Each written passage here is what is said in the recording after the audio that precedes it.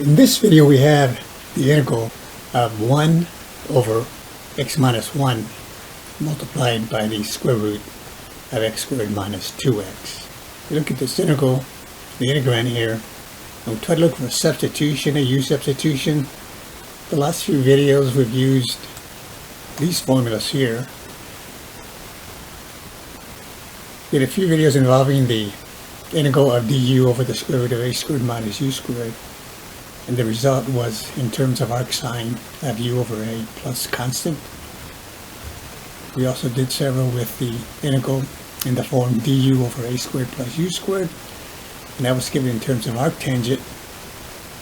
And we have a third one that's given in terms of arcsecant. So it's 1 over a arcsecant of absolute u over a plus c. So we try to get the integral in one of these forms here. So notice, we have an x minus 1 here in front of this radical expression. But notice, I can rewrite this radicand here under the radical x squared minus 2x. I put a plus 1 here. This is the perfect square. See, it's the same thing as x minus 1 quantity squared. Obviously I just can't add a 1 here unless I subtract it. Now that's the same thing, because x minus 1 squared is x squared minus 2x plus 1, and then the minus 1 gives me the same thing I started off with. So notice you have the x minus 1 here and the x minus 1 here, and if I let u, using a u substitution, let u equal to x minus 1, then du would equal to the derivative of x minus 1, which is 1, so this is just be a dx. So I can write this in terms of the third formula that resulted in a value for the integral in terms of arcsecant. So notice here then, I can rewrite this as the integral of, okay, we want it in terms of u, so dx is the same thing as du, so I just put a du here.